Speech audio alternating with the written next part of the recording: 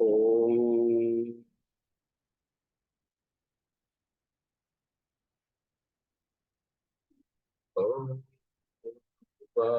स्वः तत्सवितुर्वरेण्यं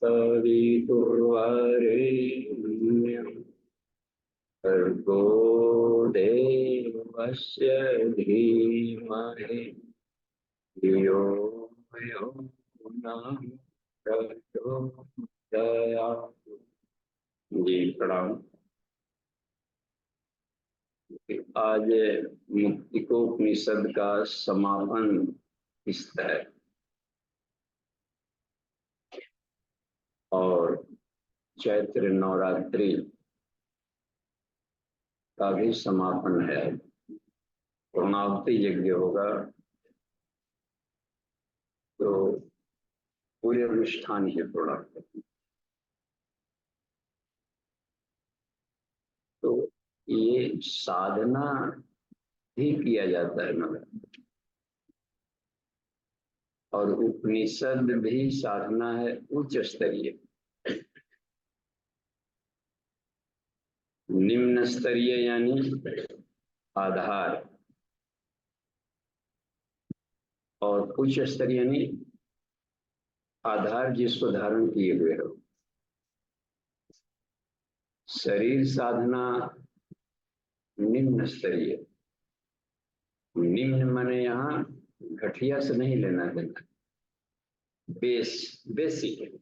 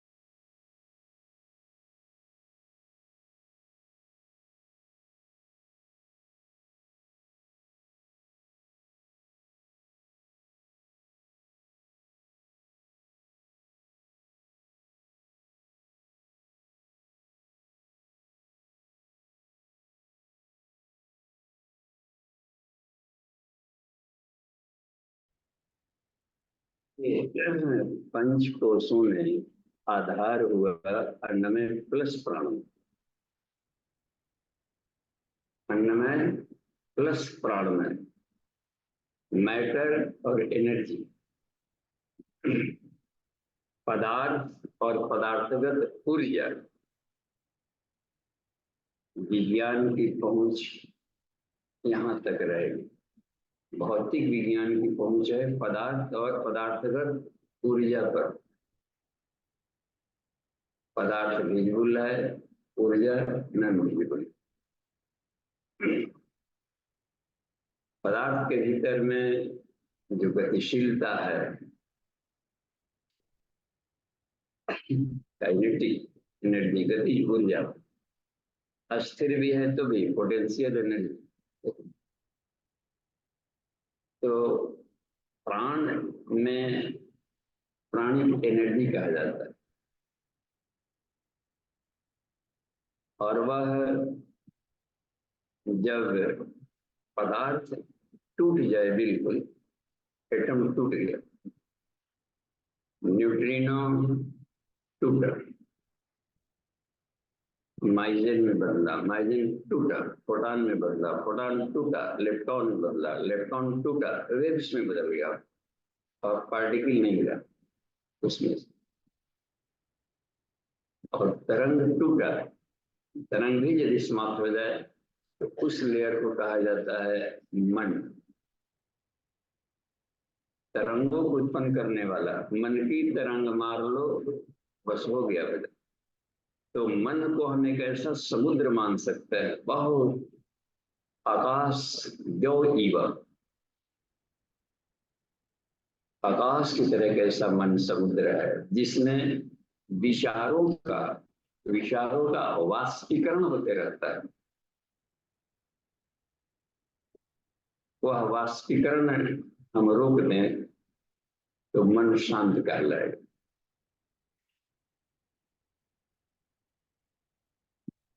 मन शांत यानी विचारों के, जो मन के वाष्पीकरण को रोको। बाहर उड़ उड़ करके भाग रहे थे विचार, अपने कल्पना का कुछ थीम बनाकर। तो इसी कहते हैं चित्त की वृत्तियों को रोको, मन के वाष्पीकरण को, विचारों की भागदौड़ को रोको। समय यहीं पर लगता है। पदार्थ में भी, क्योंकि मन आकाश है तो पदार्थ में भी भूला रहेगा, तो सर्वत्र व्यापी।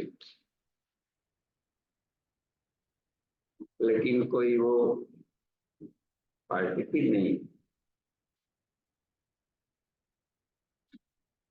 जब दौड़ा कहीं बाहर तो पार्टिकल बन गया, क्योंकि दौड़ने के लिए कोई चाहिए पार्टिकल।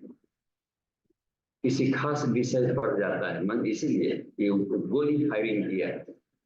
देखिए कितना बढ़िया मन तो अदृश्य भी है, लेकिन जहां संकल्प लिए तो पार्टिकल बन गया। संकल्प मात्र संभव बंध। अब वो एक खास वृत्त में और खास ऑर्बिट में, खास थीम में बुलबुला बन के निकला। और अपरिभाषित जो मन था परिभाषित हो गया। शिव संकल्प जीव संकल्प में बदल गया। शिव संकल्प हमेशा चिदाकाश रहता है। तो यहीं पर, अच्छा, इसी को मुक्तिकोपनिषद ने अब इसके साधना की प्रक्रिया को उच्च स्तरीय होता है, क्योंकि अन्नमय प्राणमय से ऊपर वाला लेयर पहुंच रहे अनुमान की। तो समापन किसमें अब ले जा रहे ऊपर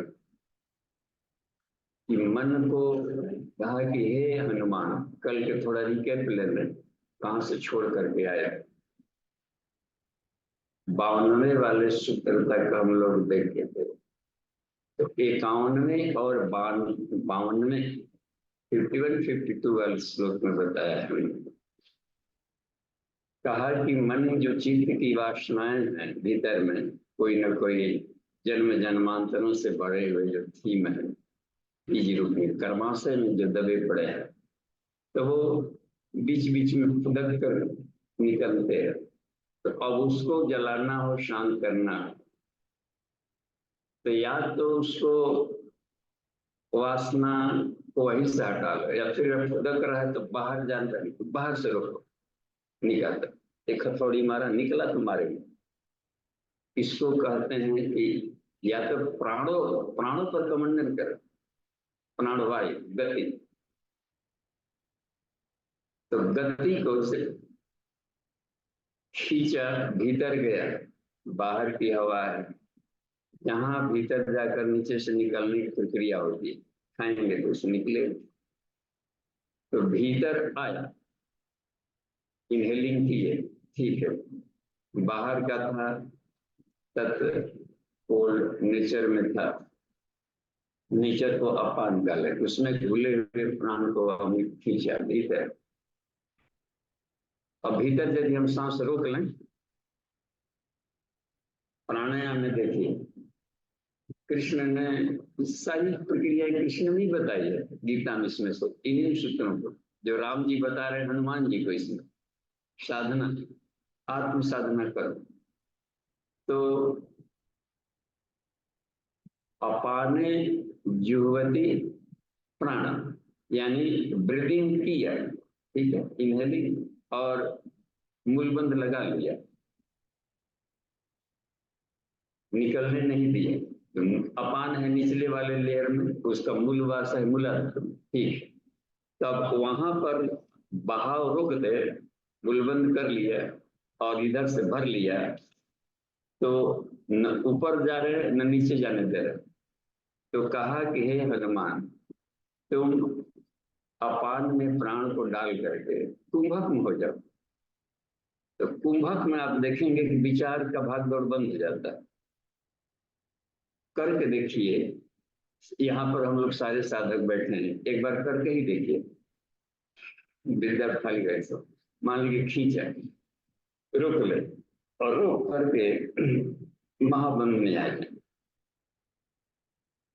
तो रोके हुए तो फिर विचारों की भाग दौड़ पर नियंत्रण आ रहा है, बाहर को सोचने में दिक्कत आ रही है। भीतर है, अब भीतर रोके हैं तो भीतर उजबुझाहट पर ध्यान दें कि भीतर का कुछ हो रहा है या खिचड़ी पकड़े शरीर में जा करके, तो अंतर जगत की यात्रा शुरू हो जाती है। तो एक तो ये तरीका है, और तब तक रोको, नहीं तो सांस को रोक लिया जब तक से उजबुझाहट ना होने लगे। उसी कह रहे हैं कि तब तक रोको जब तक से कि प्राण का उदय ना हो जाए। उजबुझाहट उदय बोल रहे हैं। हम लोग बोल देते हैं कि अब लगता है कि असहज हो रहा है, निकालनी चाहिए। उसको कह रहे हैं कि हृदय में प्राण का उत्पत्ति जब तक न हो जाए, उजबुझा कि नहीं अब लगता है कि ये करें, अपान कर दे कहीं से, तब इसमें आगे तो बाहर निकाल दे, ठीक है। और बाहर भी, बाहर कुंभक में जाकर के, बाहर भी साहस को बाहर जाकर के दो और महाबंध में जाओ। तो तब तक रहो महाबंध में जब तक से फिर उजबुझाहट ना होने लगे लेने को। क्योंकि उस हालत में भी, बाहर कुंभक में भी आप रहेंगे तो विचारों की भागदौड़ रुकती है, बल लगाना पड़ता है काफी बाहर की चीजों को सोचने में। जितना गति से रिलैक्स अवस्था में मन भाग रहा था, उस भाग दौड़ पर नियंत्रण लगता है। प्राणा अपान गति रुद्वा प्राणायाम प्राण। तो कुंभक को इसलिए कुंभक को ही प्राणायाम कहा गया, इसके गति को हम और अधिक करें। तो एक तो ये है कि प्राणमय कोश अच्छा, अब भीतर प्राण की क्रिया की है, तो उसमें जब तक से रोके रहेंगे तो प्राण अपना प्राणी हीलिंग करता रहेगा। दमा कफ बलगम सबको गलाएगा, जहां जहां शरीर में रोग है सब गलाएगा बस। और हृदय के रोग सारा बाहर निकला। कितना बढ़िया प्राणाकर्षण प्राणायाम में आज के युग ऋषि इस प्रक्रिया को बता रहा है, बस कह रहा लंबा लगा। तो इस हालत में देखा जाएगा कि बेस मजबूत होने लगा, रोग भागने लगे और स्तंभन शक्ति बढ़ गई। पर्वताकारा तभी काम कर सकता है, बल उठाना हो, पर्वत उठाना हो, ये पोल गाड़ने वाले बिजली वाले, इसमें को भी यदि पोल उठाना होता है तो सांस रोक के उठाता है। देख रहे इसमें प्राणायाम। वो पर्वत उठाना हो तो समझिए कितना इसका अभ्यास किए होंगे, पवन को, गति को रोकने का। थोड़ा थोड़ा बोझा भी, कोई वजन उठाएंगे घर में भी, बाल्टी उठाना है, पोछा लगाना है गृहियों को, तो सांस रोक करके उठाएंगे तब तो ठीक है, नहीं तो नाखून सूख जाएगा टूटा हुआ बल में। तो भीतर ही बल भर लिया, टायर ट्यूब में भीतर भर लिया, और रोम रोम में यदि प्राण भर ले, कण कण में प्राण, कण कण में तेजस, रोम रोम में तेजस, ओजस, गुरु जी बोलते हैं कि नहीं, इसको करने का। तो इस तरीके का अभ्यास से उसे करने को बताते हैं। एक तो विषयों का चिंतन न कर, भीतर से, तो उधर से रुका, और बाहर जिससे लिया गया है तो बाहर में तुम शालीन व्यवहार करो, अनाशक। यदि गलती से छुटक फुटक होके भाग भी गया तो चिपकने मत दो, अनासक्त। प्राण निकल करके गया भी, प्राण माने विचार, और निकला भी, विचार को भी प्राण कहते हैं। वो और भी अति सूक्ष्म हो गया प्राण का। तो जड़ चेतन का जो मिश्रण है इसका, तो अब इसमें जाकर देखते हैं। देखिए प्रज्ञा एवं प्राण बोले कि नहीं, इसमें वेद में कहता है कि प्रज्ञा ही प्राण, और प्रज्ञा कितना, तत्र प्रज्ञा रितंभरा। ध्यान समाधि इसलिए किया जाता है कि अमृतंभरा प्रज्ञा को पाले। एक ऐसा विचार का शुद्ध है जो समष्टि विचार हुआ, हर एक में भीतर में भूला हुआ, हर एक में ये। तो यहाँ पर उसका ये, अब यही पर बता रहे हैं कि हे हनुमान, अब आगे जाकर सुनते हैं कि किरण जी से हम लोग एक एक सूत्रों को सुन लें। स्क्रीन पर लाइए, पिनअप करिए किरण जी को।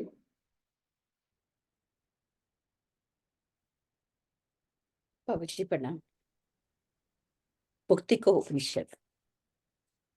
दीर्घ अवधि तक निरंतर ध्यान का अभ्यास करते रहने पर जब अहंकार का शमन हो जाता है तथा मनोवृत्ति ब्रह्म के रूप में प्रवाहमान होने लगती है, तब उस स्थिति को संप्रज्ञात समाधि कहते हैं।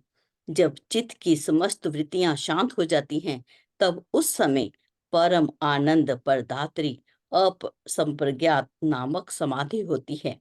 समाधि की यही अवस्था योगियों को परमानंद प्रदान करने वाली कही गई है। इस समाधि की अवस्था में कुछ भी आभास नहीं होता, हो भी कैसे। ऐसी उस समाधि की स्थिति में मन एवं बुद्धि का अस्तित्व ही समाप्त हो जाता है। एकमात्र चित्त स्वरूप की अवस्थिति होती है। इस समाधि की अवस्था में चित्त अवलंब रहित होकर कैवल्य की स्थिति में रहता है। मुनिगण इसी समाधि अवस्था की इच्छा भावना करते रहते हैं।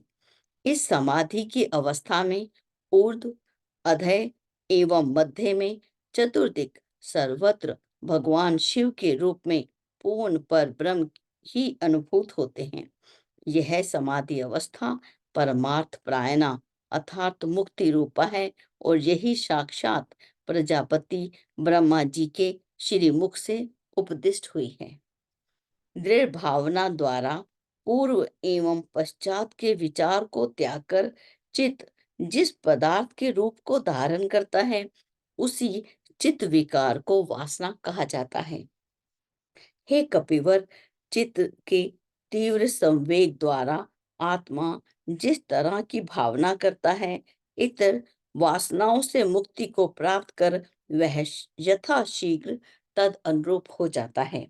इस तरह का पुरुष वासना के वश में रहता हुआ जो भी कुछ दृष्टिगत करता है, उसी को यथार्थ मानकर मोह को प्राप्त हो जाता है।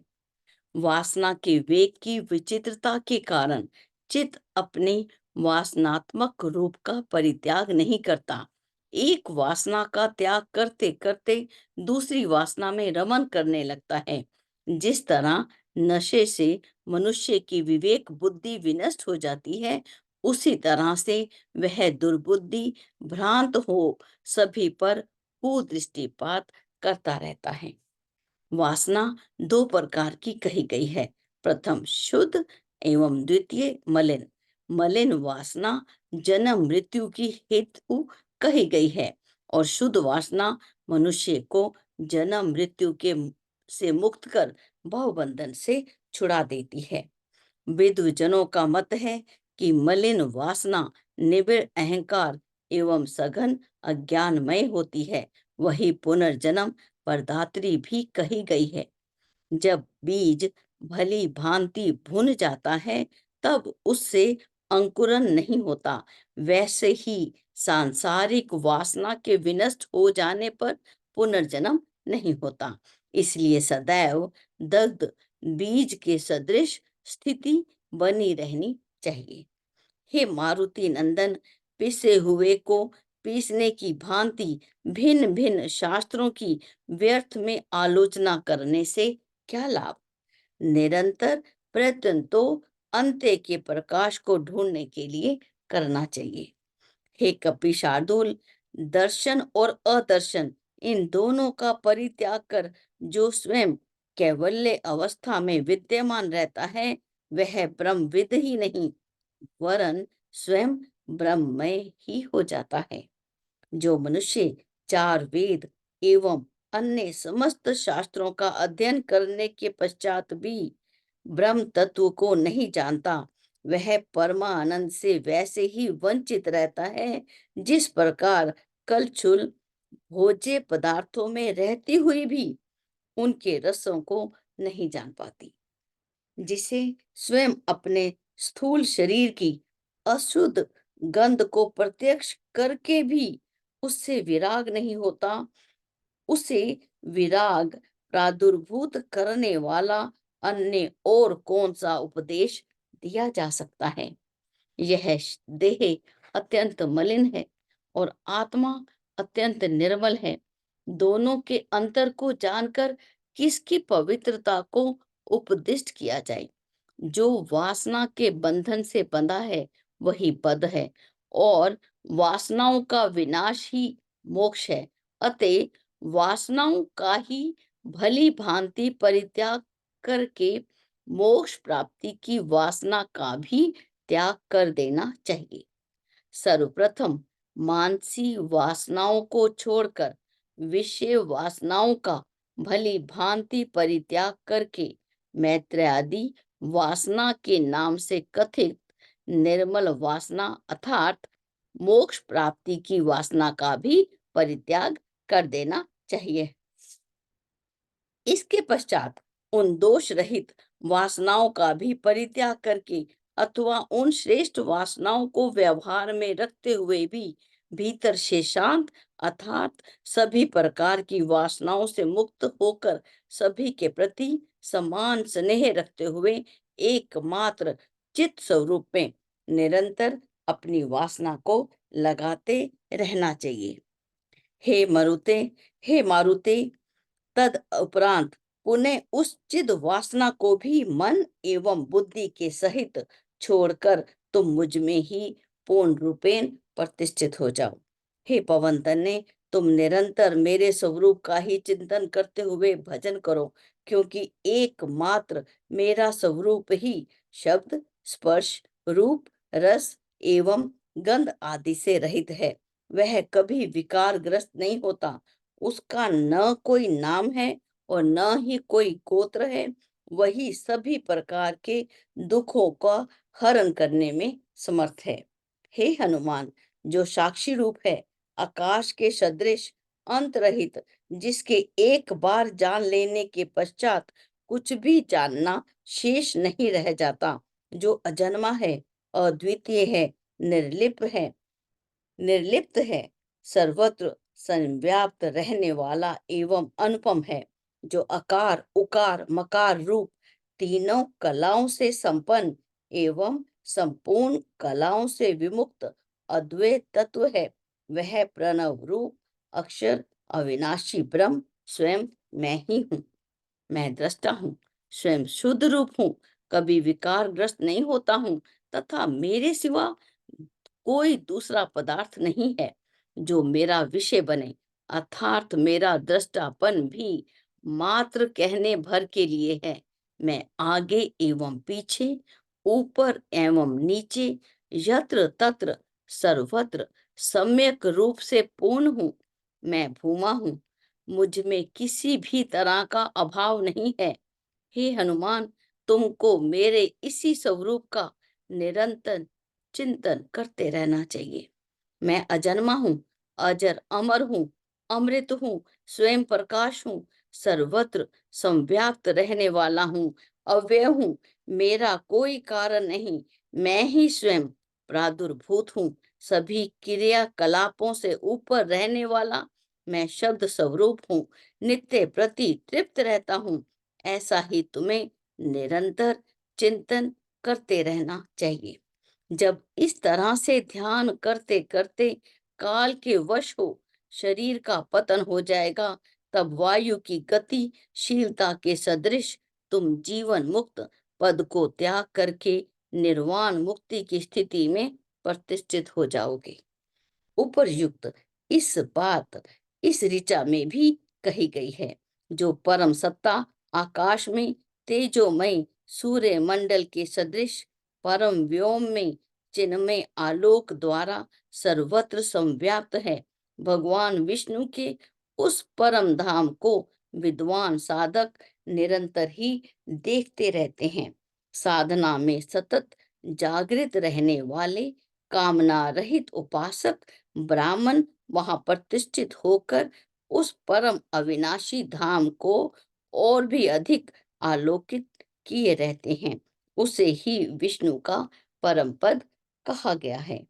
वही परम पद कामना रहित साधक को मिल जाता है। जो ऐसा जान लेता है वह ऊपर वर्णित फल का उपभोग करता है। यही सत्य है, यही महान मुक्ति उपनिषद है। जी बाबूजी प्रणाम।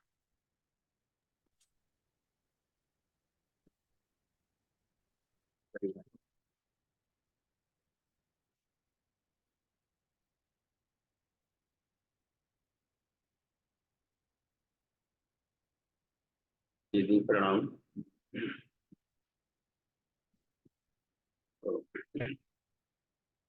देखिए, इसमें आज समापन किस्त में श्लोक या मंत्र संख्या 53वें से लेकर 77वें तक का एक एक मंत्र का हिंदी में हम लोगों ने वाचन सुना। तो बहुत कुछ तो यूं ही सब क्लियर है, स्पष्ट है। इतनी लंबी साधना के अंतराल में जो विज्ञान में कोश में पहुंचे हैं या मनोमय में भी हो या ऐसे भी न भी हो, तो अपने भीतर में उठते विचारों पर थोड़ा सा भी ध्यान दिया जाए कि कहाँ गया, क्या किया, कैसे हमारे भीतर में अधिक जुनून उत्पन्न हुआ है। इस पर ध्यान नहीं देने से ही सब यूं ही समय बीतता रहा। मेडिटेशन में ही ढूंढ तलाश की जाती, विचार उठा तो कहाँ गया और गया तो वहां कितने देर तक रुका, वहां रुकने पर क्या क्या सोचा और रिजल्ट क्या लाया। रिजल्ट लाया भी तो उसको फिर हमने अपनाया, तो आज के तारीख में हमने क्या पाया। शांति और सुख के तलाश में गया था, हमने कितना पाया।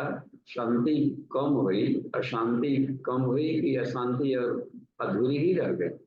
इसी भाग दौड़ ढूंढ तलाश में तो फिर उगता है तो दूसरे प्रकार का फिर भाव निकलता है, फिर कंडेंसर। यहाँ पर ये बता रहे हैं कि हे हनुमान, जो हृदय में चित्त को उन्होंने हृदय कर दिया। तो वासनाएं दो प्रकार की हो रही, एक शुद्ध एक मलिन। मलिन माने जो गाढ़ा होने वाला, जैसे होता है शीशा दो प्रकार का, हम लोग शीशा फिट कराते हैं ना मकानों में। एक होता है कि आर पार दिखे, एक है कि आर पार नहीं दिखने वाला, तो उसको मलिन कहते हैं। कंडेंस्ड हो गया, उतना गाढ़ा होते होते होते ऐसा गढ़ा गया, चश्मा पर धूल कण पड़ रहा, नहीं पहुंचे तो थोड़ा सा इमेज तो जरूर कम हुआ, सामने वाले का धुंधला दिखेगा। और संसार में हर क्षण धूल कण उड़ रहा है, फिर चश्मा पर फिर धूल कण आया, फिर धूल कण आया, फिर धूल कण आते आते अंत में ऐसा होगा कि चश्मा नहीं दिखेगा बाहर से, यहाँ पर कुछ चश्मा हो रहा है। ऋषि मुनि लोग ध्यान करते थे तो धूल कण का टीला लगते लगते घास फूस भी उग जाता था।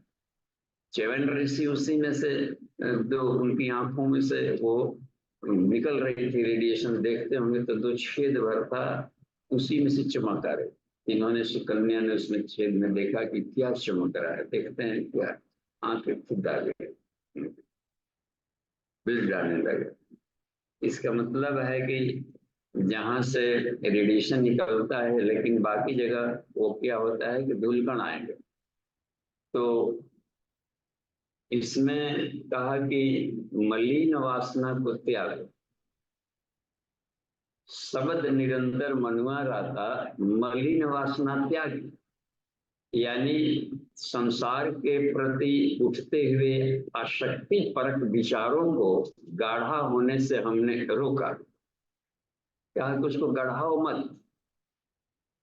चित्त की वृत्तियां बता रहे हैं कि चित्त की वृत्तियां जब चिंतन करती है तो उसको दृढ़ भाव मत लाओ। दृढ़ भाव माने गढ़ाओ मत उसको। और तो गढ़ाने पर क्या होगा कि अब उसके प्रति मोह पैदा होगा। मोह पैदा पैदा होते होते लगेगा कि नहीं यही सत्य है।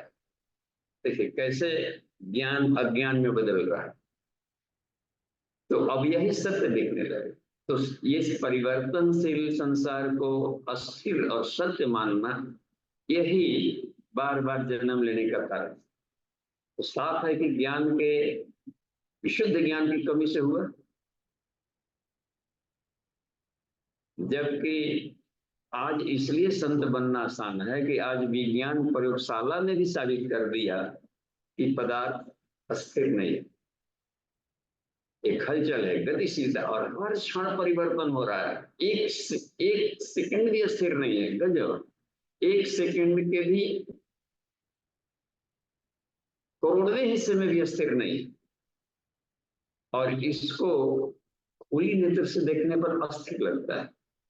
इसलिए कहा है कि वह सत्य नेत्रों से विजिबल नहीं है, ओपन आई से नहीं देख सकते। देखिए, इलेक्ट्रॉनिक माइक्रोस्कोप लाना पड़ता है, लाख गुना, एक करोड़वें गुना उसको बड़ा करके देखने पर लगता है कि हलचल है। पानी जो हम लोग पीते रहते हैं उसको लगता है कि शुद्ध पी रहे हो सकता है कि उसमें हजारों बैक्टीरिया तैर अमीबा सब तैरते रहते हैं, पेट गया और डायरिया डिसेंट्री हो गया सब, हवा लगता है कि शुद्ध है कितना हो, लेकिन उसमें से देखिए अभी ये विषाणु तैर रहे थे तो कितने आ गए। किसी एक को सर्दी होती है तो घर में लगता है कि सबको एक उसका सबके नाक में आने जाने लगा। तो वो प्रत्यक्ष नहीं दिख रहे हैं, जो जो वायरल दूसरे फीवर ये होते हैं, सब वायरल, वो इतने सूक्ष्मते दिखते नहीं, 10 पार्टिकल होते हैं, बाहर डेड रहेंगे और भीतर बड़ी सेल में घुसते हैं तो जिंदा हो जाते हैं। ऐसे ऐसे भी हैं क्रिएचर्स, एक ही वैरायटी का नहीं है सब। तो अब समझे कमाल की बात है। तो नन विजुअल होने से ऐसा मत समझे कि सत्य है, उसको वैज्ञानिक यंत्रों से यानी विज्ञान के नेत्रों से देखा जाएगा। तो यह देखते हुए तुम इसको सत्य मान लिया है तो यही तुम्हारी उसको पाने की कामना होती है, और कामनाएं जन्म का कारण बनती। तो कामनाएं है पुनर्जन्म कराती। निष्काम कर्म, एक बात आई, निष्काम कर्म माने इसको पुनः पुनः पाने की, जब तक तुम्हारे रास्ते से गुजर रहा है, गतिशील है, बस गुजर रही, तो तब तक उतने क्षण में तुम लाभ ले ले आत्मिक विकास का। संसार गतिशील है तो अपने भी दरवाजे से गुजरेगा समय। अवसर, अवसर हर क्षण आते हैं जीवन में, खूब तरह तरह के अवसर आएंगे। अवसर की तलाश में प्रयास की जरूरत नहीं पड़ेगी, वो तो खुद गतिशील है, दौड़ रहा है। तो अपने करीब से जब गुजरा तो उस अवसर को जो अपने लिए बेनिफिशियल है, विचार तो आकाश में दौड़ ही रहे हैं खूब, मस्तिष्क उसको देख रहा है, तो जो अपने लिए उपयोगी है उन विचारों को ले ले, तब तक जब तक से उसकी गति तुम्हारी रेंज से गुजर रही है। नहीं तो नहीं लाभ लिया तो फिर निकला तो फिर लौट कर नहीं आएगा ना, क्योंकि दूसरे विचार लगातार आ रहे हैं। इसलिए कहा जाता है कि अवसर चुक गया तो नहीं जाएगा। यहाँ अवसर का मतलब होता है वो तुम्हारी थॉट, वो परिस्थितियां जो तुम्हारे अनुकूल भी थी, तुमने उसको छोड़ दिया और प्रतिकूल परिस्थितियां उलझ करके रह गए। तो प्रतिकूल परिस्थितियों न भीतर आवे तो साक्षी भाव देख ले, उसको जाने दे किसी और के लिए जा रहा है। देख रहे कितना कमाल। ये जो निगेटिव थॉट है, हम लोग वहां फिर गलती करते हैं, मान लेते हैं कि हमारा है, यहीं पर डिप्रेशन में आ जाता है और दिक्कत आती है। वो किसी और का था, किसी और के लिए जा रहा था, तो वहां पर इरिटेशन हो गया उसके रहस्य को नहीं जानने से। तो गुरु के साथ तब तक रहे जब तक से यह लिबरल ना हो जाए, बस ढिलाई। इसी तरीके से हम देखें कि अपने, एक तो हुआ कि ये आत्म जाति वाला विचार जो बाहर से आ रहे हैं, और दूसरा हुआ भीतर अपने चित्त में कर्माशय में जो जन्मांतरों की आदतों में जो दबाव पड़ा है, वह भी अपनी स्वभाव के अनुसार, जहां उसके अनुसार परिस्थितियां हुई, चुंबक था पॉकेट में था, फर्नीचर वाले दुकान पर जाएंगे तो चुंबक पड़ा रहेगा, यदि कहीं लोहे की दुकान पर गए तो शर्ट में से फाड़ फाड़ करके बाहर निकलने लगेगा वो। तो इसलिए कहा जाता है कि मनुष्य परिस्थितियों का दास है। वही जो अपने मैग्नेटिज्म जो बाहर भगावा है वो अपने आप में कंडेंस नहीं किया, कुछ न कुछ इंसुलेटर नहीं लगाया ज्ञान का अपना, या उसको भूंजा नहीं लगने का। तो ये उसमें अभ्यास करना पड़ता है अपने आप को। तो बहिरंग बहाव तो ज्ञान के द्वारा भूंज दो। तो अच्छा, एक और बात इसमें कहें कि शास्त्रों में आलोचना समालोचना करना, तो भूसी कूट रहा है, तो ये भूसी कूटने के बराबर है, भुने हुए चने को और भूंज रहा है इसमें। तो उसको लेकर ही क्या करेंगे? तुम्हें हमें चाहिए, आत्मज्ञान चाहिए, आत्मा की खेती करनी है, तो वो आत्मा की खेती करनी पड़ेगी। उधर अपने हाथ पांव चलाने पड़ेंगे। तो तुम ध्यान करो और यथार्थता का ध्यान करो, हमारे भक्त हो और पूछते भी हो कि मेरा मूल स्वरूप क्या है, तत्वतः मैं क्या हूं। तो वहां पर जाकर के देखिए, इसमें सूत्र देखिए, सूत्र संख्या 72वां देखेंगे। 72 में बता रहे हैं कि हे हनुमान, हे पौनात्मज, जीवन के समस्त कष्ट, सारे आर्तों को नष्ट करना चाहते हैं। दूरी, दूरिता, दुख कष्ट, एक है ना इसमें ये, ओम विश्वानि देव सवितर दुरितानि परासो। दुरितानि माने दुख कष्ट, दूर शब्द से दूर न लगे, दुरितानि दूर करें। दूरी कहते हैं दुख कष्टों को, दुख इता, दुरिता। तो जो अपने भीतर में जितने भी वैरायटी के दुख कष्ट हैं, वह सब दुरितानि कहेगा। परास व मन दुर्भगान, और यद भद्रम, जो कल्याणकारी है, तद न आशु, वह हम सबको प्राप्त हो। अब रह गई यहाँ पर कि आप चाहते हैं कि जीवन का सारा दुख कष्ट खत्म हो जाए, अथाह शांति, अथाह आनंद में आए। तो इसलिए जरूरी है कि जो यथार्थ है, एब्सोल्यूट ट्रुथ है, उससे दोस्ती करो। और मैं एब्सोल्यूट ट्रुथ हूँ, उन्होंने कहा, पूर्ण सत्य में। और उसकी अपनी यथार्थता का बता रहे हैं कि यदि मुझका ध्यान ही करना है, मुझे राम शब्द जो बोल रहे हो, तो मैं नाम से भी परे, क्योंकि कुछ समय के लिए तो राम राम राम राम कहे, अब देखे कि जो हम बताना चाहते थे वो तो समझा नहीं, कुछ का कुछ करने लगा, तो फिर नाम बदल के आ जाते हैं, कृष्ण बन के आ जाते, क्योंकि नाम नहीं फंसा था। तो नाम तो जब कर रहे हैं ट्यूनिंग के लिए, लेकिन ध्यान करना पड़ेगा उसके यथार्थ स्वरूप का। और अपने यथार्थ स्वरूप को यहाँ बता रहे हैं कि हे राम, हे हनुमान, अशब्दम, मैं शब्दों से परे हूँ, शब्दों में मत बांधो। शब्द की एक परिभाषा होती है, शब्द का एक रेंज होता है कि इतने दूर तक काम करेगा, और शब्दों से परे।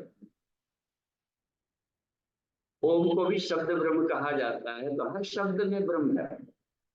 अक्षमाली को उपनिषद में बताया है कि हर शब्द, हर फोनेटिक साउंड में होते ईश्वर घुला हुआ। कुछ उदाहरण भर दिया था कृष्ण ने की विभूति योग में, कि नदियों में गंगा हो, वृक्षों पीपल में किया, और सब में आप नहीं है। गंगा में है तो छठ वगैरह हर तालाब में होता है, हर जगह, इसमें नहीं है। मैं कण कण नहीं हूँ, सिर्फ कुछ विशिष्टताओं का जहां भी हूँ मैं अपने विशिष्ट रूप में रखता। ये तो विशिष्टता हमारी नहीं खत्म होती है, तो उसमें रह गया कुछ अधिक फायदेमंद है तो उसको गिना दी। इसमें इसलिए बता रहे हैं कि हे नाम से परे हो जाओ। एक और बता रहे हैं उसके बाद कि अशब्दम, मैं शब्दों से परे हूं। हनुमान जी को बताया अशब्दम स्पर्शम, स्पर्श से भी परे हूं। तन्मात्रा साधना इसीलिए किया जाता है कि हम शब्दों के बम्बार्डिंग में जख्मी क्यों होते हैं, जबकि शब्द ईश्वर है नहीं। शब्द कहा कि अशब्दम हो, अब तुम शब्दों में घायल हो गया, शब्द को ही यथार्थ मान लिया। वो हर क्षण बदलता है शब्द।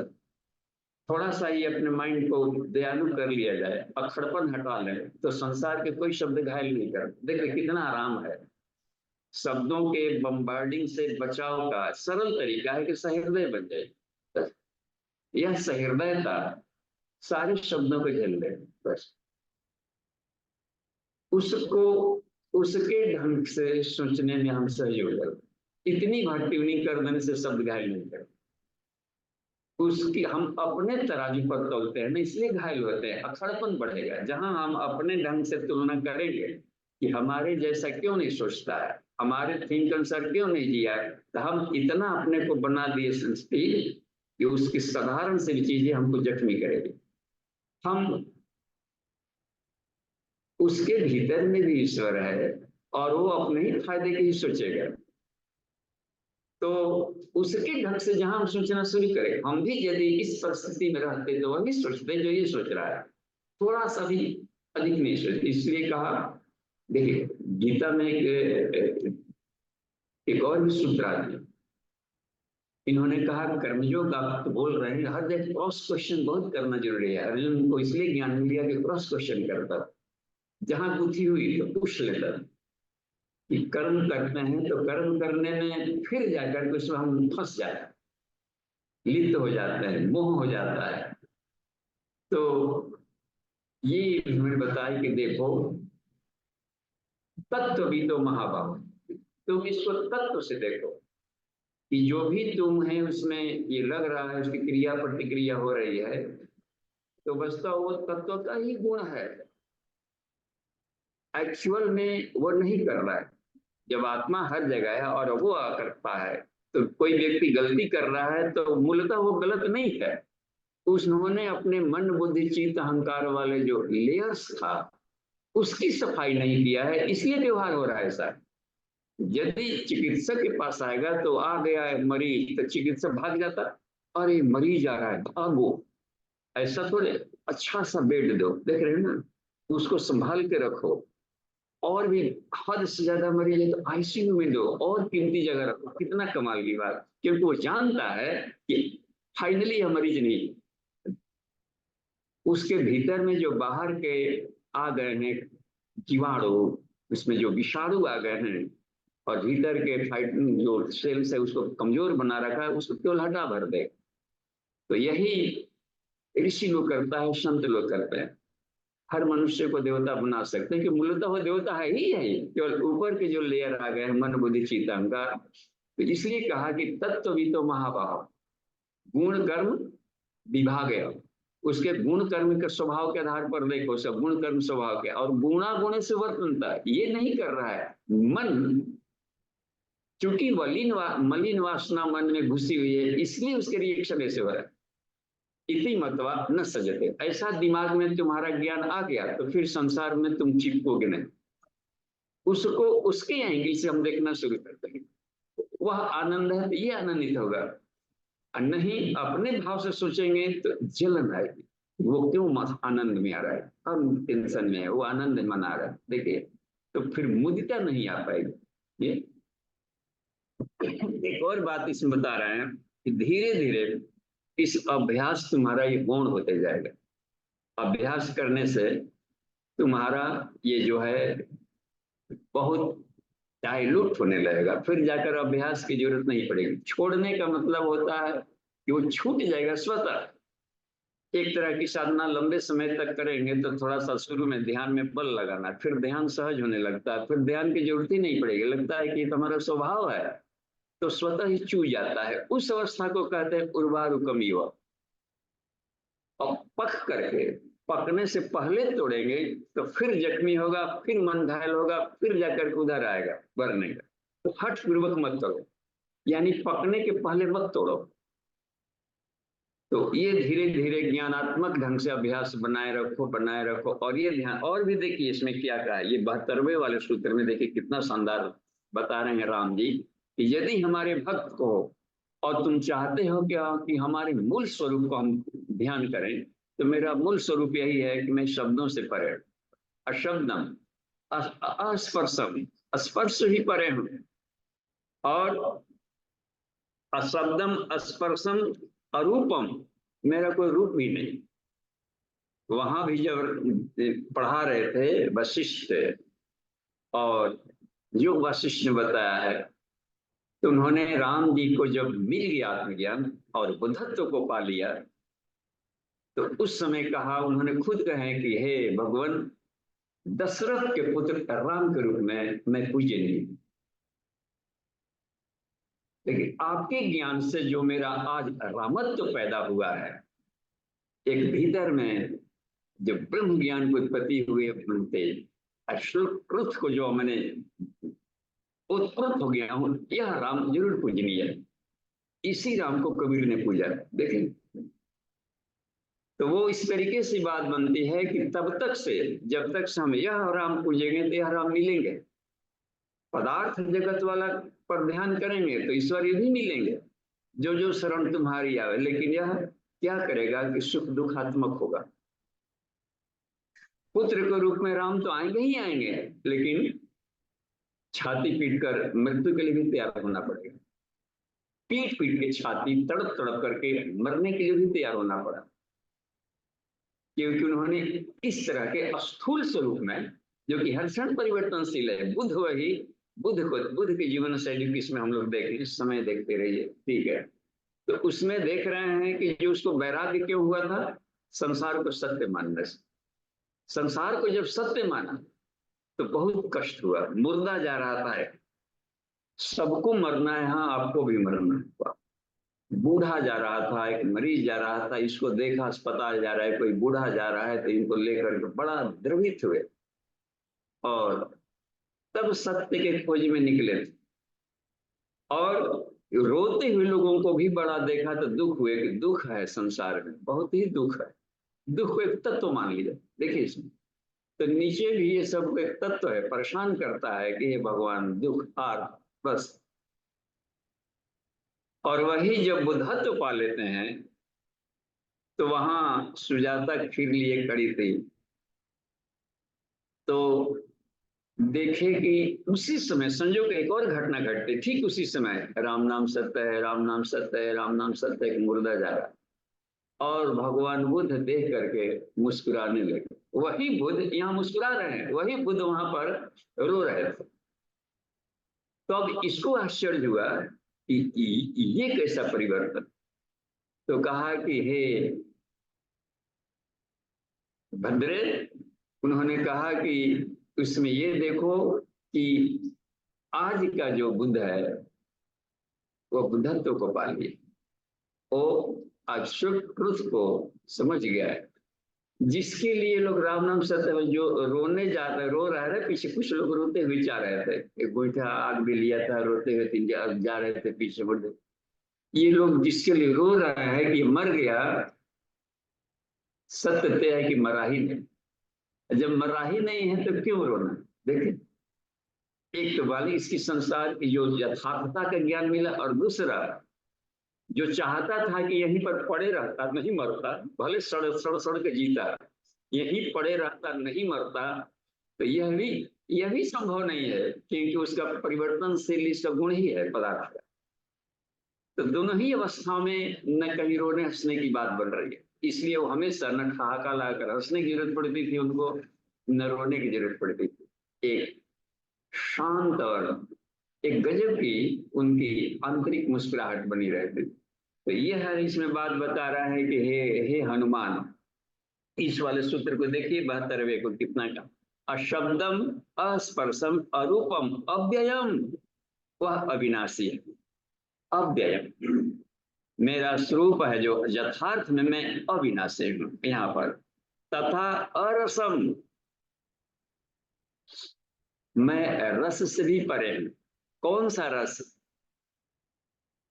तन्मात्राओं के रस से परे हूं। इसका जो आनंद है विषयानंद से मैं परे हूं। सुख दुखात्मक है, विषयानंद सुख दुखात्मक होता है। इसलिए कबीर ने भी कहा सुख दुख के परे एक और सुख है, परम सुख, ते ही बीच रहा समाई। देखिए, ठीक यहाँ पर बात बन रही है, इसी को संत नानक ने पाया, संत नामदेव ने पाया, जिन जिन लोगों ने पाया इस तत्व को, तो उस हालत में यहाँ पर देखिए प्रहलाद भी सुख में घुसे थे। ओम हरि, यहाँ पर एक बात बन रही है, मीरा देखिए यही बीच रहा समाई। चैतन्य महाप्रभु, वाह, यहाँ पर हम देख रहे हैं, कह रहे हैं कि देखो, तथा अरसम, अरसम का मतलब होता है कि अथाह आनंद को, अखंडानंद को यहाँ अरस कहा है। खंडानंद को रस, जिसको तुम रसमय हो, बड़ा संसार रस है, आनंद वाला देता है, यह आनंदमय कोश का पॉल्यूशन है। आनंदमय कोश भी दो हुए, आनंदमय कोश की नमे पंचकोशा तो ये वाला रस नहीं हो, अरसम। ये इसका मतलब ये होता है कि इससे एक और भी है, अविनाशी रस भी है, वहां अकार अविनाशी होगा। एक और भी रस है, आनंद रस वाला, अखंडानंद, ब्रह्मानंदम, परम सुखदम।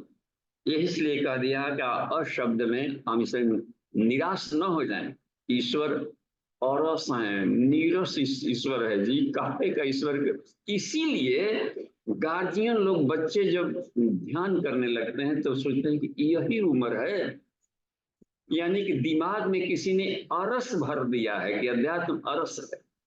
संसार के सारे रसों का भी रस के सदारा, और माने वहां पर अमृत है। रस माने रस, अमृत रस को अरस कहा है यहाँ पर। इस तरीके से यहाँ पर बातें कि तथा अरहन, और इस रस से परे और भी जाकर देखिए क्या रहे, नित्यम, शाश्वत, आनंद कभी खत्म नहीं होने वाला, अगंधवत चयत, इन गंधों से परे, कमल गंध। तो इसलिए जो त्राटक करा जाता है सांभरी मुद्रा में, नासिकाग्र पर त्राटक करते हैं, तो गंध योग की ऐसा स्थिति आ जाएगी कि कभी कभी रात्रि में सोए रहेंगे तो अचानक एक गजब का गंध आपको चारों तरफ से घेर लेगा, और वो पृथ्वी के सारे गंधों से परे रहता है। तो ये वाली गंध को यहाँ पर ये बता रहे हैं कि ब्रह्म कमल जैसा सुगंधित, माने उसी कहा जाता है कि अतीन्द्रिय, अतीन्द्रिय इसमें रह गई। तक यहाँ पर जो भी कहा गया है, अगंधवत चयत, तथा देखिए अनाम, नाम से भी मैं परे, अगोत्रम, मेरा कोई गोत्र नहीं है। यहाँ तो फिर मैं आदि पुत्र फलाना अमुक गोत्र का आ नहीं, इस महाराज अमुक गोत्र का, उपनिषद का कहना है कि आत्मा गोत्र से परे है। जीव के गोत्र हो जाएंगे, कहाँ जन्म लिया, यह शरीर कैसे का हुआ, तो इस शरीर स्कूल में तो आ जाएंगे। उपनिषद का कहना है ये भ्रम है। कुल, गोत्र, जाति, वर्ण, आश्रम, रूपाणी, खड भ्रमा, और आत्मा इन सारे भ्रमों से परे है। इसलिए यहाँ पर अगोत्रम कहा, यानी कि मैं भ्रमों से परे हूँ। कुल, गोत्र, जाति, वर्ण, आश्रम, रूपाणी, ये सब गोत्र के चिमटे चिमटी सब उसी में चिपके चिपके वाला समूह है इनका। तो ये इसमें आगे चल करके देखिए क्या बता रहे हैं, मम रूपम, इस मेरे आयाम को, डायमेंशन को, दृश्यम, दृश्य, इसको ध्यान करो, वह भजस्व नित्यम, बराबर इस वाले स्वरूप का तुम ध्यान करो हे हनुमान, हे पवनात्मज, आरती है ना, तुम्हारे सारे संसार के सारे दुख समाप्त हो जाएगा, कष्ट, परम सुख में प्रवेश कर जाओगे। यह देखिए कि यही कमाल की बात बताते हैं। और इसी तरीके से बस सीधे कह दिया है कि ये जो पद है यही परम पद है। इस संसार में यह परम पद सर्वव्यापी है।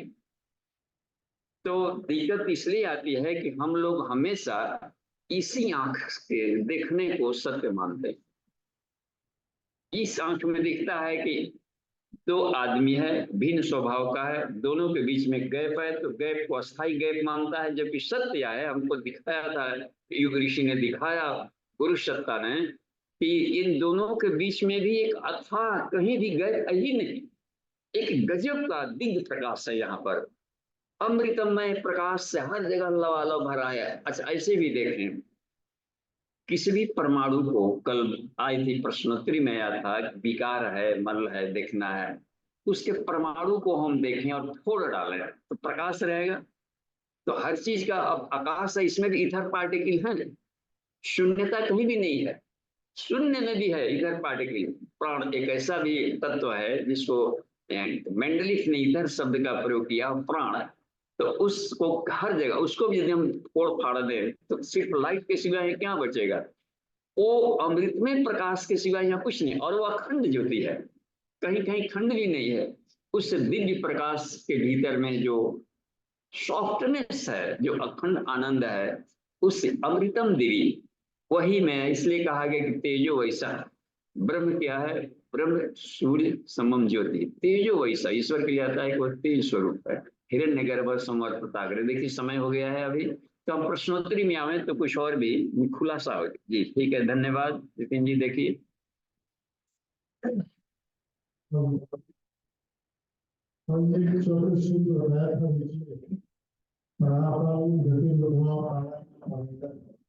इसके माध्यम से हम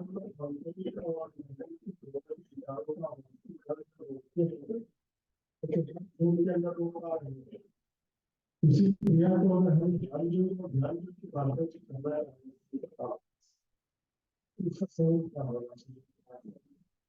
उसका संयोग इसमें ये होगा कि तुम यथार्थ ज्ञान, तत्व ज्ञान के आधार पर उसको सोचो, और जब तत्व ज्ञान में सफलता नहीं मिल रही है तो हे हनुमान, दांत में दांत पीसकर हाथ में हाथ मल करके जबरन भी रोको।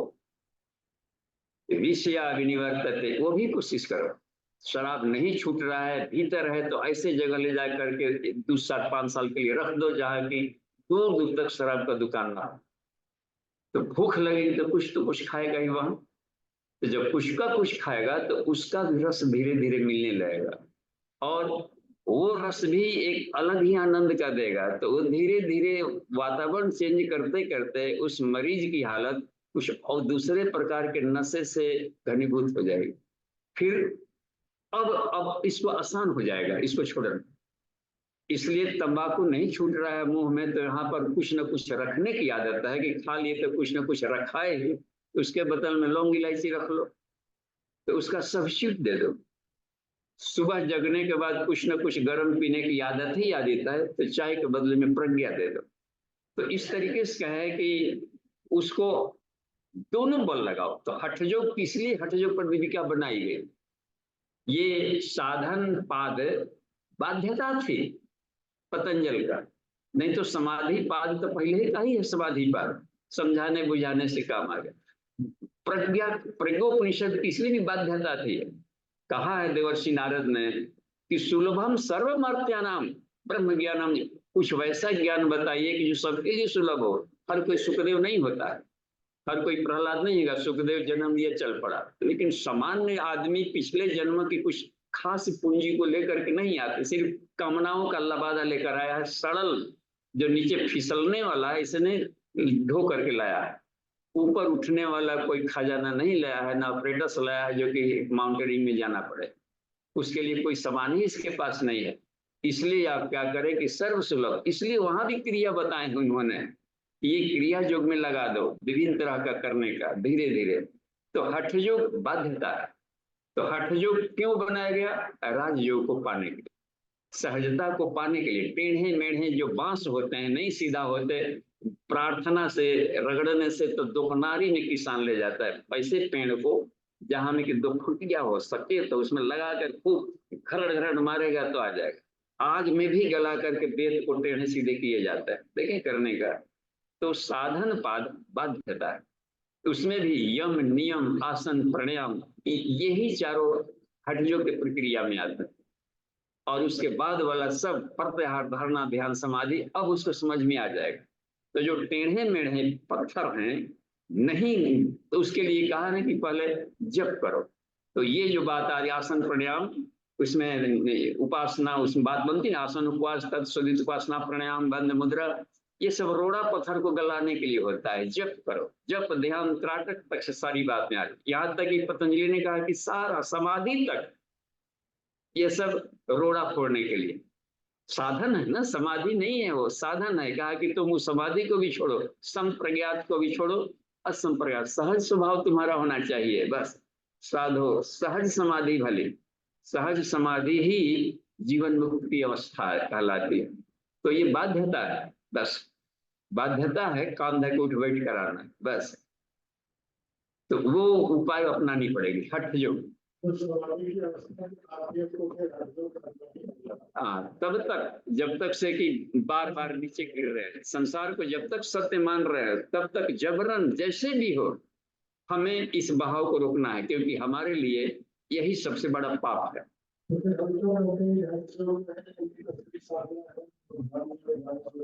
हाँ, निम्न स्तर मतलब है कि ऑपरेटस है, ऑपरेटस ऑपरेटस है बस। और ये उसकी सारी आपको समाधि के बाद देखा था। हाँ, देखा कि सफलता नहीं मिल रही है, तब इसको लगा कि तब उसको साधन उत्पाद लगाओ, अष्टांग योग लगाओ, इसमें 8 तरीके से नट बोल्ट पिरासन तेल डालो, रीच पिलास लाओ, खुलना है, नहीं खुलेगा तो टूटे मरे। और इसमें करेगा, अच्छा आदमी को लोभ रहता है कुछ चीज संसार को पाना, तो इधर भी करेगा, उसमें धारणा ध्यान समाधि पदार्थ में लगेगा, इसमें भी सिद्धियां मिलेगी उसको, तो कम से कम इसको आएगा। और इसी में खेले कुछ दिन, इसमें भी खेले तो इसमें से बढ़िया से खेले। नौका विहार करने ही जा रहा है तो डूबे तो मत, कम से कम छहलाते खिलते रहे, जब उब जाएगा थक जाए कभी तो आएगा ना घर पर सोने, नाविक भी सोने आता है थक करके, सपना भी देखते देखते देखते जब थकेगा तो गहरी नींद में जाएगा ही जाएगा बस। तो जब यही है भौतिकता में ही रमण करना है, तो कम से कम विभूति योग तब दे दो, इसकी भी विभूतियां सिद्धियां और रिद्धियां दोनों होती है, भौतिक सिद्धियां, इसमें भी खेले तो कम से कम डूबे तो मत। तो ये समस्या जो है भाषा की प्राप्ति में भी इसी कारण से हाँ, भुक्ति जो भुक्ति है भोगना, तो ऐसे भोगो कि रोगी ना हो, तो कुछ तो मरीज बचा लिया। तुमको आत्मा को भोगने ही नहीं आ रहा है, केवल संसार को ही मानते हो, तो संसार प्रकृति है, खिलना है, तो विज्ञान उसमें तो पहुंच जाओ। पेन त्यक्ते न भुंजी था, अस्थित प्रज्ञ आदमी ही संसार को भी भोगेगा। तो गीता में भी दूसरे में बताए हैं, उसमें राग द्वेष वियुक्त, यदि खेलना ही संसार में है अर्जुन, तो राग द्वेष से वियुक्त होकर के खेलो। और जो अपने विषयानी इंद्रिय शरण, विषयों में रमण करते इंद्रियां, आत्मवशी विधि आत्मा प्रसादम अधिगच्छति, तो भी तुम इसमें का कम से कम विषयानंद का तो सुख लोगे और रोगी नहीं बनोगे। और इस प्रसन्नता से तुमको फिर धीरे धीरे थोड़ी सी बड़ी खुशी की तरफ मन करेगा। तो नहीं डूबने के लिए इसकी साधना करनी पड़ती है, अष्टांग योग, कि संसार में भी रहे तो हम डूबे मत, बस कम से कम विषयानंद का भी तो भोगा, वो विषयानंद भी नहीं तो भोग रहा है, भोगने चला था रोगी बन गया, तो वो किस तरीके का भोग है। हम गए थे, अब हम मान लें कि वो काम काम वासना दाम्पत्य, मान लें कि शादी विवाह भी हो गया, संभोग और साचर सुख ले रहे, लेकिन इस बीच में तुम शरीर ढह गया, ढेर सारे वेंडल डिजीजेज पाल लिया, रोगी बन गया, तो ये कौन टाइप से भोगना, जबकि सुख के लिए गया था, अब उल्टे तुम रोगी बन के लौटा। तो ये इस तरीके संसार को भी भोगने को, तो भोग और मोक्ष दोनों मिलता है, तो भोग भी तभी मिलेगा आयु प्राणम प्रदाम पशुम कीर्तिम द्रविणम, जबकि ब्रह्मवर्चस्वम रहे, ब्रह्म ज्ञान ना रहेगा तो सब रोगी बनेंगे सब। तो ये ही एक तरीका है, संसार को भी भोगने को मना ही नहीं, भोगने के लिए मिला है संसार, खाने के लिए, सारे संसार चीज को, हर चीज सत खाएं रज खाएं तम खाएं, लेकिन पेट तो मजबूत कर लें। नाजुक पेट लेकर के हम खाने चल पड़ते हैं और दस्त डायरिया डिसेंट्री होकर के पानी चढ़ाते चढ़ाते भी ना बचे तो गए। ये तो दोनों तरह के सुख मिले हैं, बालक ही बन के रहना है तो रहो, लेकिन कम से कम घायल तो ना हो, क्रिकेट खेलना है तो खेलो, लेकिन ऐसे खेलो कि तुम चोटिल होके ना आओ, बस जीत करके आओ। तो संसार में भी जीतने की शैली से जी, बस दुर्गा पूजा सब इसलिए आता है कि संसार को है ये पदार्थ जगत में खेलना है, तो हम ऐसे ही खेलें कि विजयशील जीवन जियो, बस धन कमाओ ऐश करो, लेकिन जनक की तरह उसकी उस संपत्ति पर अपना अधिकार मत रखो, पूरी प्रजा की संपत्ति है, उसको सब जगह दौड़ाते रहो, करते रहो, है ना इसमें।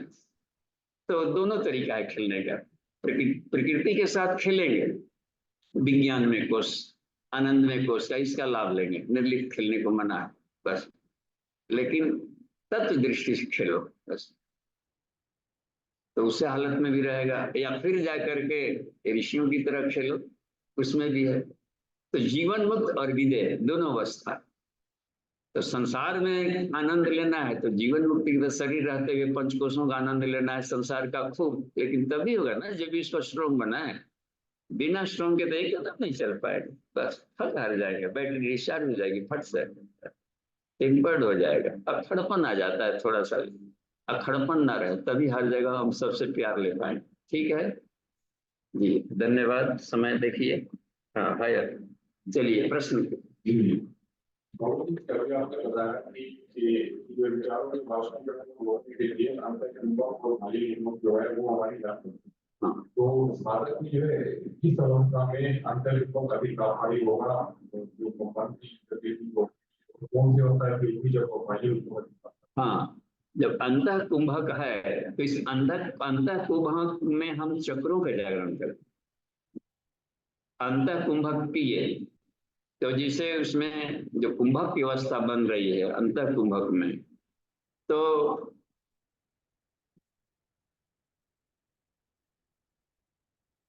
पूरक कांते रखा उसके लास्ट में, पूरक अंत और रेचक आदव छोड़ने से पहले उस हालत में हम क्या करें, अपने चक्रों को शक्ति चालनी मुद्रा करें। शक्ति चालनी मुद्रा करके चक्रों को जगह जगह तक ऊपर उठेंगे तो आते आते जब यहाँ तक लाएंगे कुंडलिनी जागरण में क्रिया जो की जरूरत पड़ती है, तो धीरे धीरे जाते जाते उस अवस्था को पाले, एक एक चक्रों को भेदन करते ही आगे बढ़े। तो ये जो कुंडली उपनिषद ने बताया, तो संसार में तब देखिए योगियों का दिव्य मैथुन भी होगा, पाप भी लेंगे और कहीं बाहर का डिपेंडेंसी की भी जरूरत नहीं पड़ेगी, भीतर मगन होकर रह जाएगा। यदि डिपेंडेंसी से ही आत्मस्त रहता तब विवेकानंद तो कम से कम वो रहते, या हनुमान जी वगैरह का विस्पिता। हनुमान जी तो सबसे बढ़िया है, बुझेगा कि यार डिपेंडेंसी नहीं रखा, बिना शादी विवाह के भी तुम मगन हो गया और दूसरों को रिद्धि सिद्धियां दे रहा है। तो वो भी उसमें बहुत लोग सफल हुए, और जिनको उतनी उतनी ताकत ना है तो ठीक है कुछ बैसाखियां लेके जी ले, एक बैसाखी दो बैसाखी और भी बैसाखी, अब ढेर सारा बैसाखी इतना रख लिया कि फिर कमजोर होते जाएगी। हमेशा मानकर चलिए कि एक भी बैसाखी लिए तो ताकत आधा घट गया, बस निरालंब नहीं आ पाएंगे बस। और संसार में किसी के प्रति अपेक्षा रखना, आशा रखना, बैसाखियों के लिए टक लगाए रखना, बिना बैसाखी के हम कैसे उठेंगे, ये तो आदमी कमजोर करता है। और मुख्यतः होता है ऑडो विजुअल संसार है, ऑडो को नाद जो कहेंगे उस पर कमांड हो गया तो, और विजुअल को कला कहते हैं जो आंखों से दिखाई पड़ता है बस।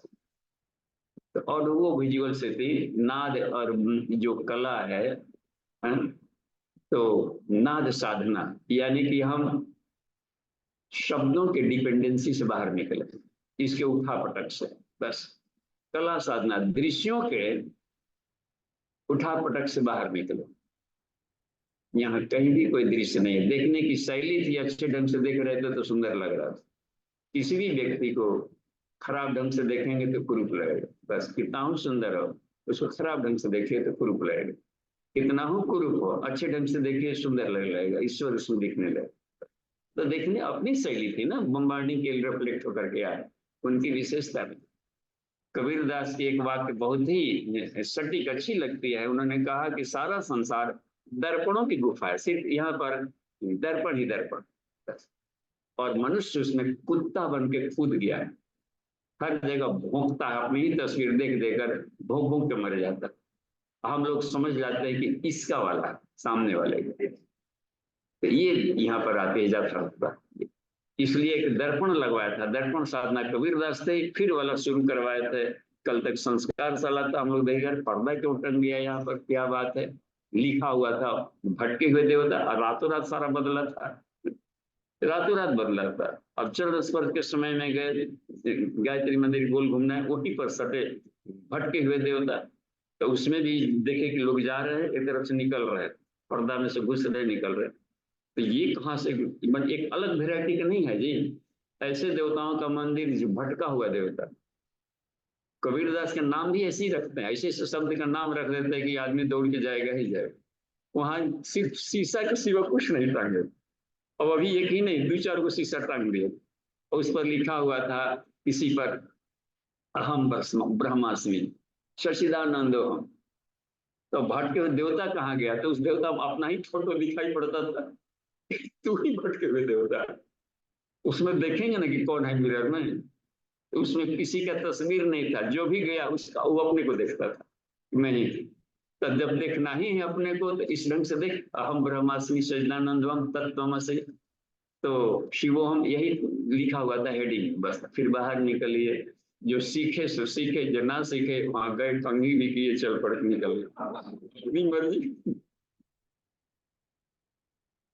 तो ये है तरीका, तो इसलिए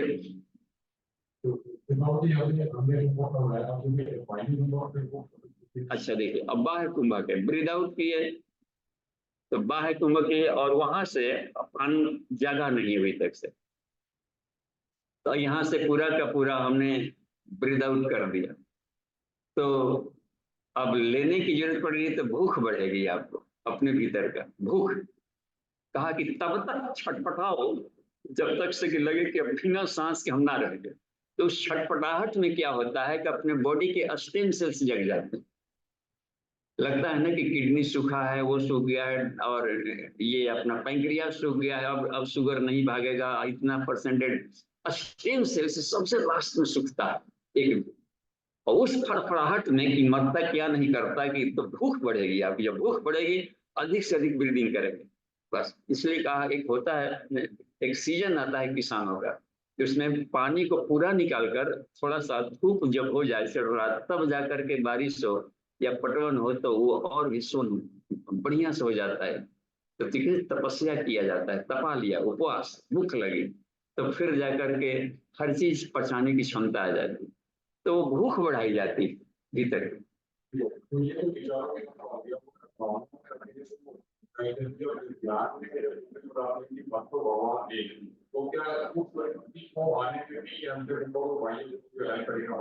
हाँ, अंतर कुंभक हर एक में जरूरत पड़ेगा, हर चक्रों के जागरण में, क्योंकि हर चक्र एक चक्रवात है, एक भंवर है, हमको आगे नहीं जा रहा है। नहीं कहते हैं कि आप कौन से चक्कर में फंस गए, इस चक्कर ही चक्र है। हम लोग बेकार का दुनिया भर का फोटो बनाते हैं, नहीं होता है कि पदार्थों के चक्कर में है तो मूलाधार में फंसा हुआ है, विचारों के चक्कर में फंसे हैं, विचार ही हमको बड़ा उमड़ उमड़ कर टेंशन तनाव डालते हैं, तो विचारों के चक्कर में फंस गया है, स्वादिष्ठान में फंस गया है, क्योंकि थॉटन से बना हुआ है ये पदार्थ, देख रहे हैं इसमें धीरे धीरे। फिर भावनाओं के चक्कर में फंस गया है, सद्भाव दुर्भाव, देख श्रद्धा तरीका विभाग, यह भी एक बताया। तो भावनाओं में भी ईर्ष्या भाव दें, दुर्भाव द्वेष हरिये, तो किसी जो भावनाओं की विकृति है, प्रकटत्व, प्रियत्व, कुछ हट जाए, कुछ हो जाए, तो ये सब भी भावनाएं विकृति कहलाती है। हिंसा भाव, द्वेष भाव, मित्र भाव, पुत्र भाव, जो भाव, ये सब भावनाएं हैं, विचार नहीं है, इच्छाएं जो उठ रही है।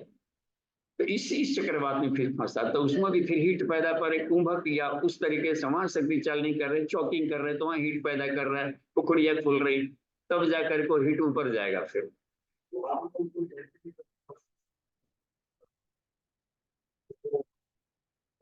भावनाओं से तो कोई क्रिया है, तो वो हो जाएंगे ना, वो जो ऐसी अवस्था में नहीं, भावनाएं में क्रिया हो रही है, बहुत सूक्ष्म, हम देख रहे हैं कि हम हमारी भावनाएं क्या जा रही, हमारी क्या इच्छा है। तो इच्छाओं के भीतर में तो कोई देख रहा है, भीतर वाला साक्षी, तो वो मैं न कि हम भावनाएं, भावातीत जो भावनाओं को भी देख रहा है कि हृदय में इस तरीके के भाव आ रहा है। हाँ? ये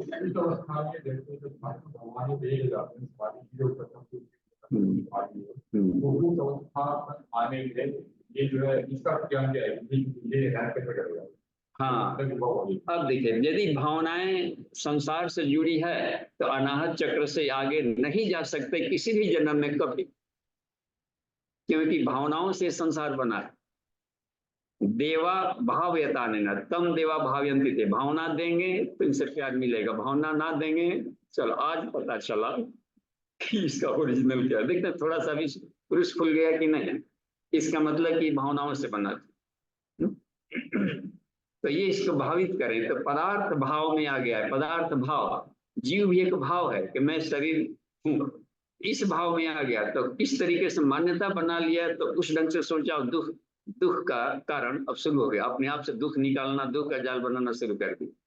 ये भाव ही है, तो जीव भाव शिव भाव में बदलता है अनाहत चक्र में, इसलिए उसको महलोक कहा गया है। अहंकार, मान्यताएं तुम्हारी करवट बदली कि नहीं बदली। यदि मान्यताएं शरीर है और संसार को तू सत्य मान रहा है, तो झुकाव नीचे आएगा और पतन, ये भावनाएं हमेशा पतन की तरफ ले जाएगी। तो भावातीत बनना यानी कि मैं शरीर नहीं, आत्मा। आत्मा भावनाओं का भी साक्षी है। देखिए, मैं आत्मभाव में आएंगे तभी ऊपर जा सकते हैं। इस गियर यहीं पर कहा था कि भगवान को भावनाओं से कोई लेना देना नहीं। तो अशब्दम, अस्पुरुषम, अरूपम, अव्यंजयत, इनसे मैं परे। इसको हम पहले सत्य मान करके पूजा पाठ के ढेर सारा के सामान सामग्री रख करके फंसे हुए थे हम लोग इसमें, यथार्थता में। और जब ये सारी तरंगे हैं, प्रकाश है, सिर्फ घूसी में हम हाथ पांव मार रहे तभी से। इसकी यथार्थता को जितना जल्दी समझेंगे तो यह है, भूसी कहे रक्षा करने भर का लिए उतने भर ताल्लुक रखें और उसको आने दे जाने दे के स्वभाव का। हर क्षण जो भोजन किया है उसको विकार को निकलने दें, नया लें, पुराना निकालें। नहीं, शौच की क्रिया की भी जरूरत पड़ती है। पर डे भोजन, पर डे शौच की जरूरत पड़ रही कि नहीं। इन परमाणुओं को भी हम गतिशील रखें, रोके मत। हवा में भी जो पार्टिकल आए हैं, सांस रोका तो बुझावट हो रही कि नहीं, पॉल्यूशन हो जाए, फिर उसको बाहर निकालो। लेकिन जितने समय तक तो बाहर भीतर अपनी आत्मशक्ति को जगा लो, उसी की खेती करनी थी। तो हर एक चक्र है, जब तक से हम ससुराल में नहीं पहुंच जाए। आज्ञा चक्र से बाहर भी निकलो है। संप्रज्ञात समाधि आज्ञा चक्र है, बस इससे बाहर निकलो। असंप्रज्ञात यानी कि समाधि के लिए किसी भी चिंतन की, किसी थॉट की जरूरत ना पड़े, मेडिटेशन की जरूरत ना पड़े, खुले नयन से हंस देख, आंख भी मुदने की जरूरत ना पड़े। जो भीतर मुद कर सोच रहे थे, खुलने पर भी वही वही उसी ढंग से दिखाई पड़ रहा। तो फिर आंख बंद करने, शटर बंद करने का क्या फिर चुप रहे। जो हम शब्द वृद्ध ऐसे कर रहे थे, जो बाहर कोई बोल रहा आवाज, उसमें भी हम शब्द ब्रह्म को यदि सुन रहे हो तो फिर कान भी मुदने की जरूरत नहीं पड़ेगी। अब इसकी संयम की जरूरत नहीं पड़ेगी। तो इसका अभ्यास हमें करना चाहिए इसी में, शरीर में रहते हुए। बस तो पृथ्वी तत्व तो इसलिए आना पड़ता है। अतः नहीं क्यों फिर आज के जन्म लेके आकाश में उड़ते, क्योंकि इसी शरीर में ना मशीन लगा है। वो तो बाध्यता है। देवता भी तरसता है सूर्य दुर्लभ, क्योंकि जो जिस मशीन से सफाई होती है, रिफाइनरी मशीन चेतना का, वो ह्यूमन बॉडी में है। और जब तक बॉडी मिला था उसका लाभ लिए नहीं, तो फिर कद्दू योनि में जाकर छपर पर पड़े रही। जब फिर आदमी राइफल क्यों देगा, एक सोटा देकर होमगार्ड बना के रखे रहे, फिर बहुत साल नहीं करने, निचले लेवल में क्यों रखेगा, नीचे घोंगा सिटुआ बनकर हम लोग पड़े रहे। तो वही देखिए प्रमोटर पाते पाते ऊपर पहुंच जाता है कि नहीं। तो ये इसमें बात बनती है। तो ह्यूमन बॉडी मिला था तो उस हालत में आत्मा को जानने के लिए, अपने आप को जानने के लिए, क्योंकि जानने वाला यंत्र भी इसी में है ना, दिक्कत दूसरे शरीरों में है।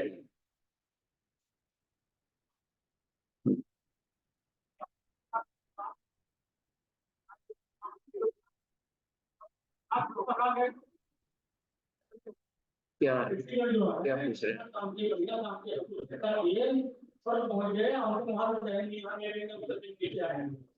अच्छा जी, आप बताइए क्या पूछ रहे हैं?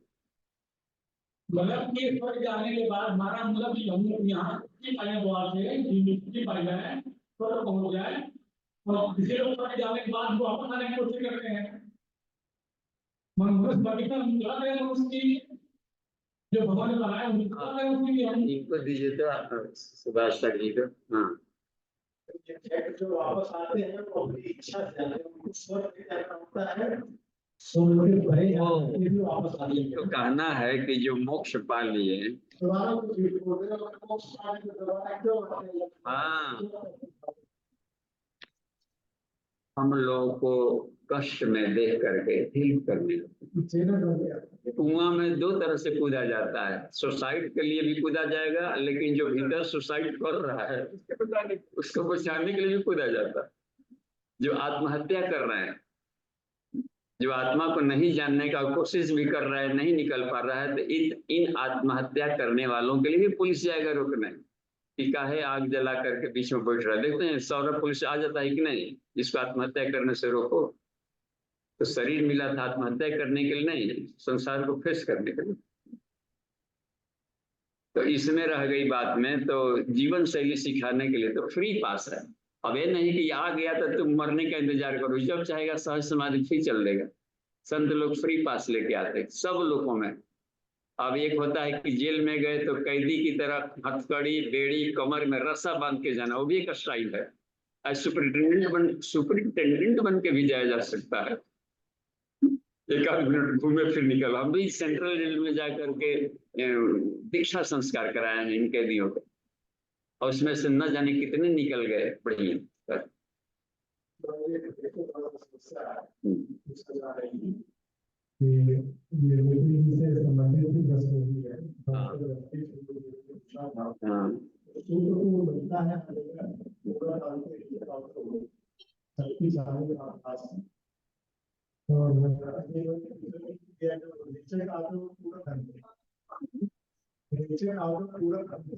हाँ नहीं, उसमें भीतर शक्ति ही नहीं है, खींचा ही नहीं है तो चलाएंगे किसको? भोजन खाया ही नहीं तो पचाएंगे किसको? पचाने के लिए भीतर कुछ डालना पड़ेगा ना। तो बिना डाले मशीन चला दिए तो खाली पत्थर घिसेगा। तो उस हालत में क्लीनिंग की जाती है, सिर्फ वो क्लीनिंग व्यवस्था है। जला देगा सब, देर तक करेंगे तो शरीर को जला देगा। इसलिए फास्टिंग हाँ लंबा नहीं किया जाता है, शरीर गलने लगता है। देखते हैं ना, अधिक फास्टिंग कर देंगे तो दुबला कर सूख के गल कर खत्म हो जाएगा। उसके बाद वो अग्नि वो आग शरीर को ही फिर गलाना शुरू कर देगा। तो उतना ही आग रखिए फास्टिंग में, उसको कुंभक में, जितना कि भीतर का मांस न गले, सिर्फ टॉक्सिन गले। तो रेचक सिर्फ जल्दी जल्दी रेचन करा देंगे तो सब में शरीर बॉडी सेल्स निकल गया। पानी देख रहे हैं, उसका उद्देश्य था सिर्फ कचड़े को जलाना, न कि मांस को जलाना, किडनी को जलाना। सब गला दांत धंसा लेना भीतर। तो पहले सुंदर लग रहा था, अब डरावना लगता, घूमते रहे नरकंकाल बन के। तो उसमें है कि शरीर में जितने जो बॉडी पार्ट्स हैं उसको हेल्दी बनाना। तो उसका उद्देश्य है सिर्फ टॉक्सिन्स को निकालना। तो टॉक्सिन निकलेगा, गलाई होगा तो फिर ढलाई करिए बढ़िया से। टॉक्सिन निकालना भी जरूरी है, इसलिए कुंभक में भी करेंगे तो टॉक्सिन जो होता है वो गल जाता है। वो टॉक्सिन गलाता है। भूख लगेगी तो छटपटाहट होगी, छटपटाहट होगी तो भीतर वाला ही कबाड़ को खाना शुरू करेगा। तो उपवास एक तरीके से है बाह्य कुंभक। जो भी हम लोग फास्टिंग करते हैं बाह्य कुंभक बस। हमारा जो पॉइंट था हमारा जो पॉइंट था कि उसमें चालू कर रहे हैं, चालू क्या उससे पेरिनियल होती है ना, आप उनसे करते हैं तो लगातार करता हुआ उस जब तक क्रेनियल नहीं करेंगे तो शक्तिशाली कहता ही नहीं है। तो उसको हम लगा तो आपको कैसा फील होता है? आपको चालू खूब, इसी से तो हमारा सारे ऊपर की तरफ गति मिली, क्योंकि उसमें व्याख्या ही में दिया है दोनों कि पेरिनियल प्लस क्रेनियल मिलकर शक्तिशाली बनता है। कैसे तो केवल अश्विनी मुद्रा पर हुआ है। अच्छा, यदि मान लीजिए क्रेनियल मसल्स को हम नहीं कॉन्ट्रैक्ट कर पाते हैं तो ये काम करें कि सोचे कि वहां की ऊर्जा ऊर्ध्वगमन कर रही, तो फिर भी मेंटली जो वहां पर गए तो मेंटली जाना भी क्रेनियल का काम कर रहा, लेकिन ऊर्ध्वगमन सोचना पड़ेगा। एक एक लेयर ऊपर उठते वाले, तो वो भी जैसे विपरीत करने शरीर को भी विपरीत ढंग से पलट देंगे तो भी कहलाएगा। यदि नहीं कर पाए, शीर्षासन नहीं कर पाते हम हेड पोस्चर में, तब क्या कर ले, फिर चेतना का ऊर्ध्वगमन करें। तो उड्डयन बंद आंतों को ऊपर उठाने को भी कहते हैं, लेकिन आंतों को ऊपर न उठाएं और ध्यान में यदि रखते हैं वहां अंतः कुंभक में भी डालिए, इसलिए अंतः कुंभक में उड्डयन किया जाता है। उस हालत में आते नहीं जाएंगे, उस हालत में प्राण जाएगा सुषुम्ना में। जब प्राण भी सुषुम्ना में ऊपर उठ रहा है तो उड्डयन कहलाएगा। तो इसी को असली उड्डयन मानता है ऋषि। हाथों को उठा भी लें तो उसको उड्डयन का एक्चुअल लाभ लेने वाला नहीं कहता है, वास्तविक परिभाषा नहीं हुई उड्डयन का। जब सुषुम्ना में प्राण को ऊपर उठना चाहिए तो वो अंतः कुंभक में ही जब महाबंध लगाएंगे तब होगा। क्लियर हो रहा है? वहां पर उड्डयन का तो शुरुआत में वैसा करेंगे तो ये आता है कि आपका प्लेक्सस सटता है, बाह्य कुंभक में पेट भीतर खींचेंगे तो नाभि वाला जो प्लेक्सस है वो जाकर के रीढ़ के हड्डी वाला लंबर प्लेक्सस से चिपकता है, करीब आता है। तो दो आया, वो होगा प्लस है, यह माइनस है। पेरिफेरल को माइनस करते हैं, और जो अपदेवाह है वो आपको है रीढ़ की हड्डियों में। तो दोनों करीब आता है तो स्पार्क करता है, जितना ही सटेगा तो अग्नि पैदा कर लेगा। उस अग्नि के पैदा होने से आपका अग्नाशय वगैरह सब हेल्दी रहेगा, स्वस्थ रहेगा वो। तो यह एक बात आई। तो इस तरीके से हटेगा तो आप रोगों से, रोग नीचे गिरा रहा था ऊपर उठे, तो उस हालत में उडियान वो बनेगा। ये जो पार्ट्स पुर्जे थे पेट वाले आसपास के, लीवर वगैरह ये सब आप लॉन्ग टाइम के उनका चिरंजीवी बन रहे हैं, अभी हेल्दी बन रहे हैं। ये उन अर्थों में भी लिया, स्थूल अर्थ में भी, ठीक है। देखिए समय हो गया।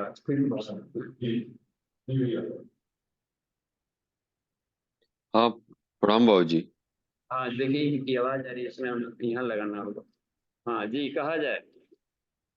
हाँ बाबू जी, जो शक्ति चालनी का जो क्रम है, जैसे प्राणाकर्षण में जो आपने बताया कि ध्यान करते हैं तो बाबू जी पहले जो है मणिपुर चक्र को करते हैं, लेकिन उसमें पहले जो है प्राणाकर्षण में नीचे से लेके ऊपर तक जो है बाबू जी जाते हैं। तो ये वो क्रम बाबू जी उलट जाएगा क्या बाबू जी, जो अभी आपने हाँ, बताया? इसको हम लोग प्रैक्टिकल में आज समझाएंगे। यहाँ समय पूरा हो गया है मिश्रा जी, तो फिर नेक्स्ट जी जी। मिलेंगे। ओम